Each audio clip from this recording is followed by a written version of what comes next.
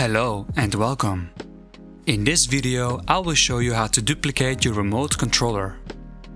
Let's start off by holding down the first button and pressing the second button 4 times. You can see that the red LED light is blinking. This means that the universal controller is ready to pick up a signal from the original one. Hold down one of the buttons on the original controller to send the signal.